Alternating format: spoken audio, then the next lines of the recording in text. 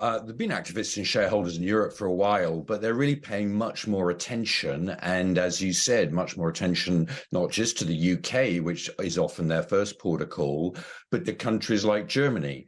And why are they coming? They see opportunity. And what's that opportunity mean? They see mispricing of stocks, the ability to improve performance. And so there's money to be made. So that's why they're coming. What exactly are they pushing for right now at the companies where they take stakes, given that IPO markets are shut, and often that is one avenue to extract value from companies, for forcing spin-offs and eventual exits of certain businesses, and M&A activity has also been fairly muted? Yeah, well, one of the big growths is in environmental demands, and we've had a tripling of activists going for making environmental demands over the last 5 years. So an enormous growth in that. So that's a really important aspect. And in fact, 25% of all the campaigns are either environmental demands or operational improvements. I think this is a big aspect that the activists are saying, you're not running your businesses, your operating model isn't as good as it should be. You've got to make some changes and some improvements there. And then there's a chunk which are around, say, the capital structure of the business.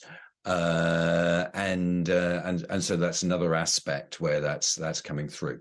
Malcolm, the reality is one stock, one company can attract all types of activists, and a good example of that is Bayer.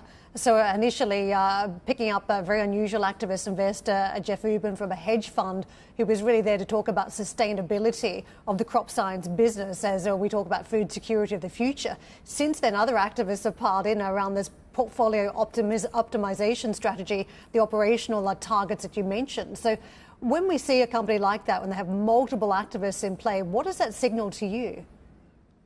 Well, first of all, it's very tough for the management because you got multiple activists, often with conflicting demands, which are going in there.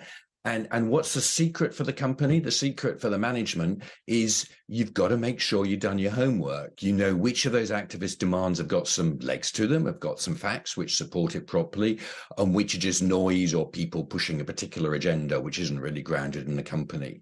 So you've got to make sure you're on top of those issues, which means fundamentally you need to be very well prepared, because as you can see from the data, companies in Europe are going to attract activists. So the secret is get going beforehand. Don't wait till the activist strikes, and then you'll be able to stand up to those where the demands are just not fact-based, but have your forward plan in place for those where maybe they are nestling on something which has got some reality behind it.